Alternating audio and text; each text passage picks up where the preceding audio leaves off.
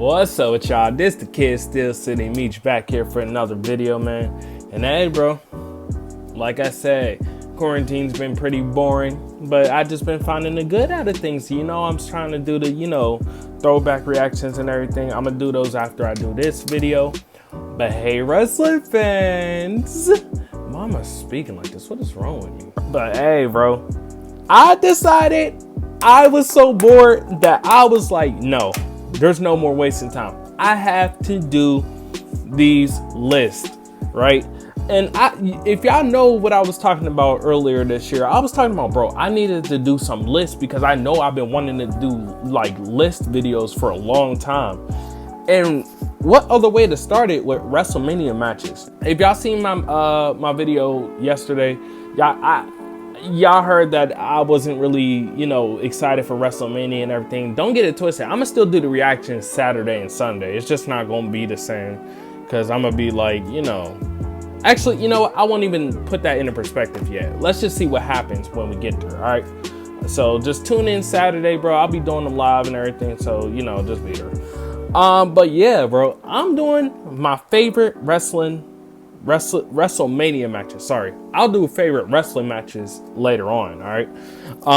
But dude, I've been waiting to do something like this for a good minute, bro.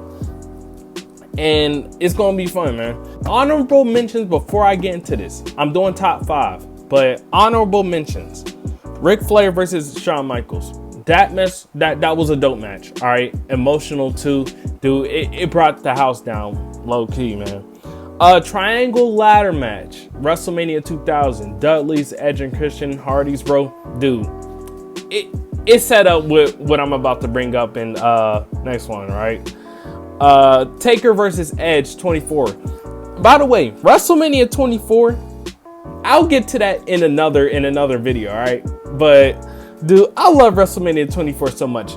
Undertaker versus Edge as the WrestleMania is just incredible, bro. Incredible, man. So, dude, I'll get to that when I get to there, all right? Rock versus Hogan. Come on. Icon versus icon. And it happened at the best time, too. And I still say this. I need Canada to have a WrestleMania. Because Canada having a WrestleMania was low-key fun. Like, to rewatch, bro. Honestly. And this next one is my guilty pleasure. Taker versus Flair, WrestleMania 18. Look, everybody has that one guilty pleasure that they just like to watch. Dude, Taker versus Flair, even though this was basically a squash match, it just hits. You got Biker Taker, you got the return of Ric Flair to WrestleMania, and dude, it's just great selling and just, it just makes it fun, bro. I love watching the match. It gets fun, bro. It really does. So now that I got those honorable mentions out the way, it's time to bring out my top 5, all right? Let's do it. Number 5, all right? I'm gonna go ahead and say this right now. Number 5 is Rock versus Austin. You probably wonder, wait, why isn't this, number 1 or so? It's because, I've seen the Austin Rock, rivalry. I've rewatched it, dude. Easily the 2 best stars in the WWE or the WWF at that time. You know what I'm saying? So, I've learned to, respect what there was happening and everything. Bro, WrestleMania 17, dude, that was basically the end of the Attitude Era, if we're being honest. But for some reason, I always loved 19. WrestleMania 19, Rock versus Austin was good. I'm not gonna say it was GOAT material, but Rock was ahead of his time with that Hollywood gimmick. Come on, man. That's probably one of my more favorite gimmicks anybody's ever done. Boom. 2002, Rock loses to Brock Lesnar. He gets booed out. Then he does this little promo before he leaves out for Hollywood. Then he comes back to Hollywood, or he comes back to the WWE after Vince McMahon, makes him, wants him to come back and everything. Has a feud with Hulk Hogan. Bro, he's just delivering great promos, man. And they're just hitting on all cylinders, bro. I will never forget when he does this promo in Toronto. He's like, you're dealing with the jabroni being la la la la la, power eating, trailblazing, not about raising, stronger than the bear, faster than the buck, best thing to hit Toronto because the Maple Leafs suck. Dude, that is one of the greatest things I've heard ever, bro. And I think that leads to The Rock's GOAT material, because dude was untouchable on the mic. You can't be. It's not possible anymore to be that good on the mic. It's just not.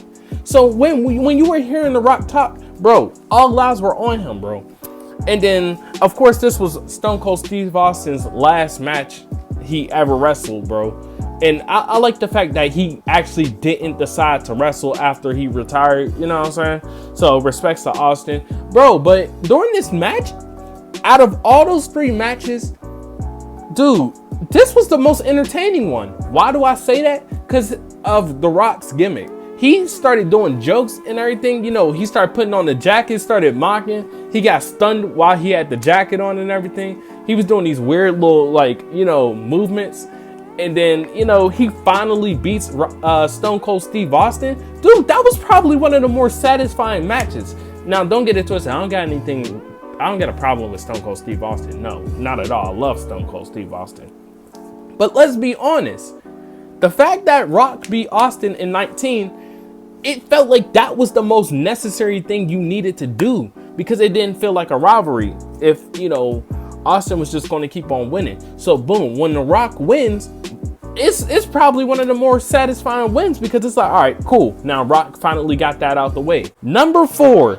Now I'm about to bring on one that y'all all should remember, right? Triple H versus Undertaker. 17 and 28. Look, there's something about WrestleMania 17 that's just so GOAT material, bro. And I'll get to it in another video, man. I don't know what it is about Triple H versus Undertaker at WrestleMania 17 that just has my heart. It just does. Because in 2000, Undertaker came in with the biker gimmick, came in with Kid Rock coming down and everything. You know what I'm saying? And dude, and Undertaker, does Undertaker say it? Or I think everybody says it for the Undertaker. I don't know. But if it wasn't for that biker gimmick, then Undertaker probably wouldn't have survived as long as he did. I don't know, because he needed to refresh that dead man gimmick for a good time. That's why when they did it back in 2000, or did it later in 2004, that's why it hit so much better. You know what I'm saying? But Biker Taker and then Triple H just getting off the match against Stone Cold Steve Austin in the 3 stages of hell match. Boom. Triple H felt like the top heel. He beat Stone Cold. By the way, watch that 3 stages of hell match. It took long, but the way they ended it made everybody look, you know, good. You know what I'm saying? So I just gotta say that. But bro, there's just something about that WrestleMania 17 one that just makes me so interested.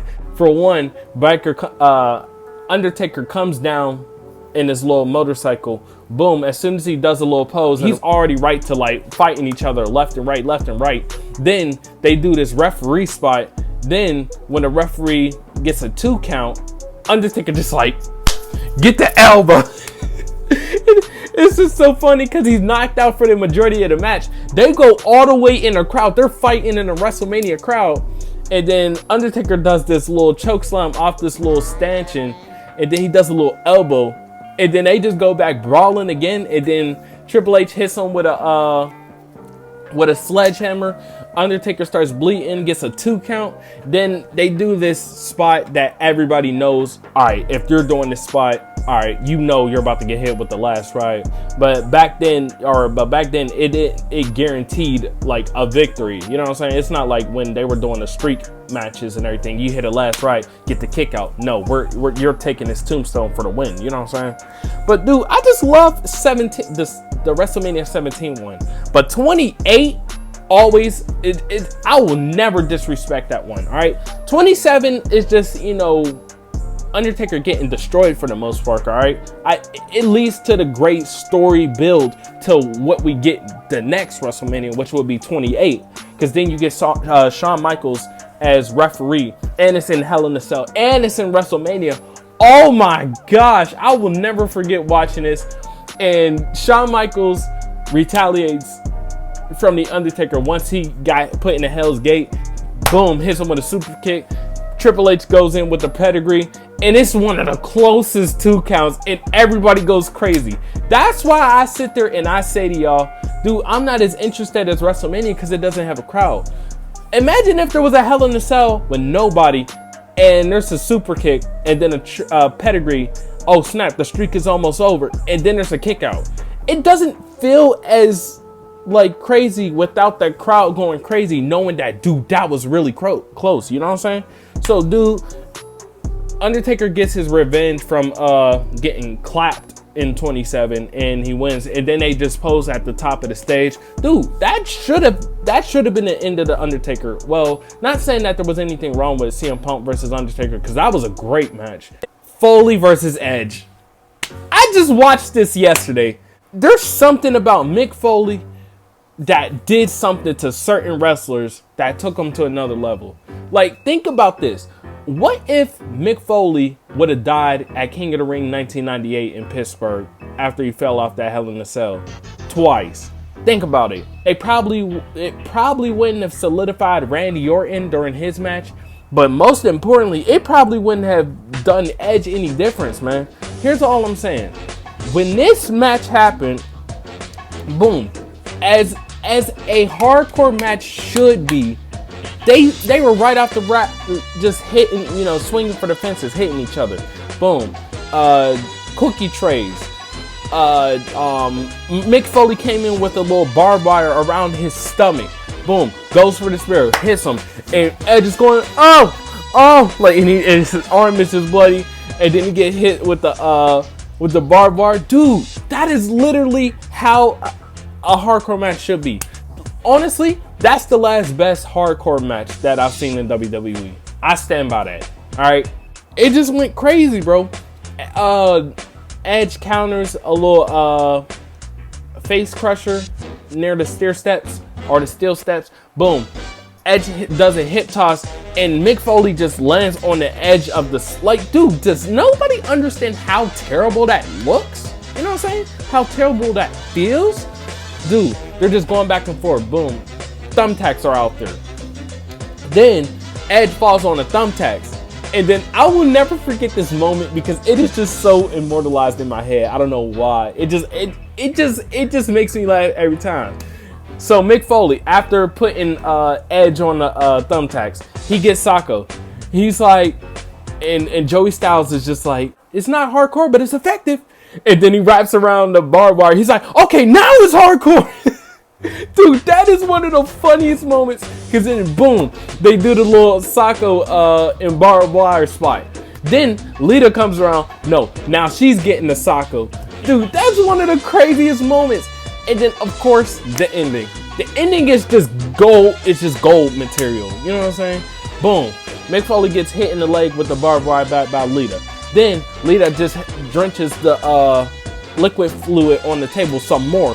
Then they do the fire. Boom. Put that out there. Now Edge is coming and says, screw it. We going in. Boom. Falls through the table. That's one of the greatest ways to end the match. I don't care. It is. Because then it solidifies Edge. Then it gives Mick Foley his WrestleMania moment. Dude, it felt like there were no losers. Because the match was just so fun to watch, bro. And that's probably why I have a thing for hardcore matches, bro. It just hits, man. It really does, bro. So number 2. Who talks about WrestleMania matches and doesn't bring up Shawn Michaels versus Undertaker? Shawn Michaels versus Undertaker. And you know something? I'm putting both. All right. I will never forget I got my first ever WrestleMania buy or whatever. And I'm watching WrestleMania with my mom and my sisters and everything. And it's the 25th anniversary. I get to see Jeff Hardy wrestle against Matt Hardy. And they're having this Extreme Rules match. I always loved that match. But, dude, something about that match was... about that Undertaker versus Shawn Michaels match, it's just GOAT material, bro. It really is. I will never forget, I was in Pittsburgh at the time, and I was at elementary school, Arsenal Elementary School in Pittsburgh, Pennsylvania. Dude, some cool times and everything. I will never forget talking with my little friends, like, you know, before WrestleMania would come around. We were like, all right, so who's going to win? And I remember I was the only person who said Shawn Michaels. And they were like, huh? He can't be Undertaker. I'm like, no, trust me, he can beat him. And I'll never forget watching this match and was just like, oh, this is kind of boring. Because remember when we got to the point where Shawn Michaels tries to do this little crossbody, falls flat, boom. Then Undertaker does this little, WrestleMania jump spot, falls on his head because he can't catch him. And we were just sitting there like, all right, so what's about to happen? Boom. Then we do this long 9 count. Undertaker gets back in, going back and forth, choke slams, kick outs, last rides, kick outs, Shawn Michaels kip up, comeback, super kick out. Undertaker does a power driver after Shawn Michaels tries to skin the cat. Boom, catches him, tombstone, 1, 2, kick out. That crowd went crazy, and I went crazy too, because we really didn't know what was going to happen. Notice if you're a wrestling fan and you're always watching WWE and everything, you're so used to, you know, commercials happening. But when there's like no commercials on, like, you know, pay-per-views and everything, and you're just seeing just an insane long match, dude, that was something special for me. I don't know why, it just was, dude. And then Shawn Michaels tries the moonsault, boom, gets caught at the tombstone, Undertaker wins, and it was just so crazy. Then the next year, Undertaker versus Shawn Michaels with the streak versus the career, and oh my gosh, bro, dude, I feel like they did all they could do for what their age was. All right, I sit there and say it like that, dude. It's such a great match, bro. Y'all should watch it, bro. There was a tombstone on the outside. They go back and start doing whatever, bro. And it looks like Shawn Michaels knows what he's doing, bro. Does a moonsault off the turnbuckle through the announce table. He misses, but he falls on his leg. But then boom, gets him back into the ring. Gets into the ring too. He says, "All right, cool, let's get it." Super kick. I swear to you, I thought it was over. Undertaker kicks out. I said, oh my gosh. And then Undertaker hits a tombstone. They do this long pause. Shawn Michaels is trying to get up. Undertaker's just like, and then it's just like looking at him. Boom. Just does a slap. And I swear to you, it was the first time ever I seen Undertaker do a jumping tombstone. Like, dude, that was one of the most insane bumps, bro. He does bang, just drops him, bro. And that's the last match from Shawn Michaels, bro. Notice I said that's the last match from Shawn Michaels. It turns out it wasn't, but we're not going to talk about that moment, all right? But yeah, that's number 2 on my list, bro. So we went from Rock and Austin, Taker, Triple H, Foley, Edge, HBK, and Taker. So what's my number 1? You have to understand something. This is strictly business. If you know me and you know what type of wrestling matches I love, this shouldn't come as a surprise. My number 1 all-time favorite WrestleMania match and all-time favorite match, period, is none other than TLC 2. Dude, it never gets old. All right, WrestleMania 17, TLC 2. They do TLC, the first ever TLC match at SummerSlam, blow the roof off the place. Then they said, screw it, we doing it at WrestleMania. Dudley's, Edge and Christian, Hardy's. And they just put on one of the greatest multi-man matches of all time. Literally yesterday was 19 years ago from the day that they did it. And it was one of the most insane things I have ever seen. I will never forget, I was so young and I was like 8 or 9 years old. And I will always ask my mom to get on the computer or the laptop just so I could be on it, which would be rare to be on it or whatever. But yeah. So I go ahead and I be on YouTube looking at old little, Jeff Hardy dance videos and everything from his old little entrances. Then there will always be that one little link that would leak the whole WrestleMania match on YouTube. Somebody has to remember that, all right, with the little YouTube setup and everything. Boom. So I will always watch this match. Dude, this match is GOAT material. All right. This is a 5-star classic because nobody will ever replicate how perfect this match had to be. Boom, you got everybody fighting left and right. And since this is my favorite match, I like to hype it up. But dude, does nobody ever realize how everything is being slowly set up for the next spot in between ending spots? Like, does nobody ever realize that? Like, for example, I will never forget how there was the long ladder, the long 20-foot ladder, and Jeff Hardy does the Swanton bomb off of it. But they're fighting, but during the little replays and everything, you don't even see it, but you got Edge and Christian bringing in the long ladder, boom, putting that in and setting up for the spot. But we don't think too much of it because we got Devon and Christian hanging on the titles, and they're getting ready to set up this next spot for Jeff Hardy. And this is why I can never hate this spot, all right? The fact that Jeff Hardy, they all agreed that Jeff Hardy was going to do this type of balance on 3 ladders, and he messes up on the second one. I swear to y'all, I wanted to see that happen.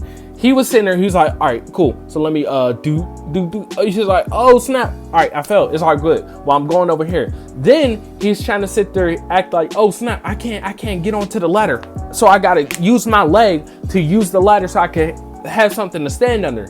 Then Bubba Ray grabs the ladder, boom, takes it up, and it sets up the greatest spot of all time, of wrestling history. Because we always see it.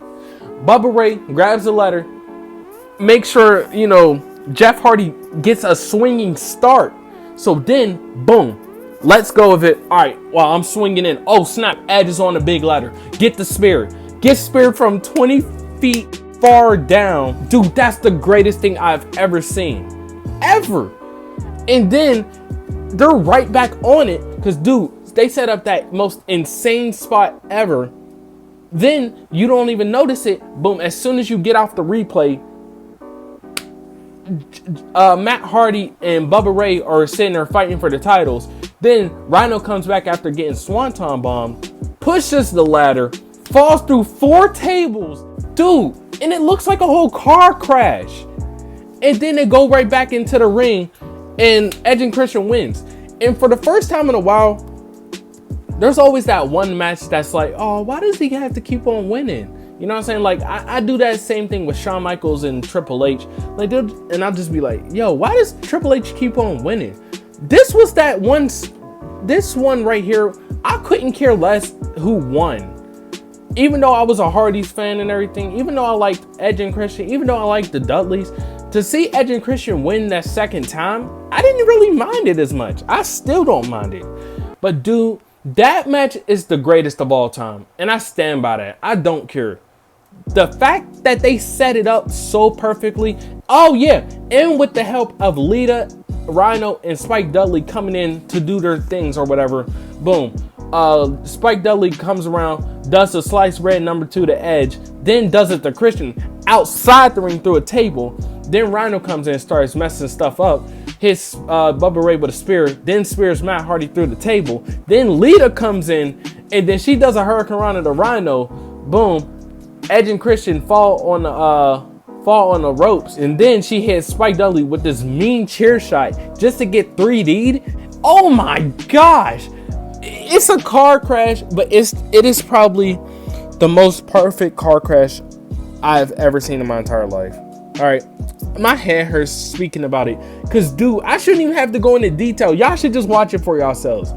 If you were to watch it back and forth again, and it's just like, dude, the fact that they were almost that perfect during the match is criminal, bro. It's the greatest multi-man, the greatest TLC match, the greatest. It's just GOAT material. It really is, bro. It really is. Whew, I got myself a little headache speaking about that TLC 2, but that's how much I really love that match, bro, because I watch it back and forth on the WWE Network. It's probably one of the funniest and most insane things ever, bro. And it just adds on to WrestleMania 17, dog. But anyways, y'all, I hope y'all like this WrestleMania favorite matches from me, man. Dude, I probably talked about it a little bit longer than I should have, but on the other hand, so be it, man. At least y'all getting some content, right? So make sure y'all hit that like button, subscribe, share this with your friends. But until then, it's the kid still sitting meat. I'm out.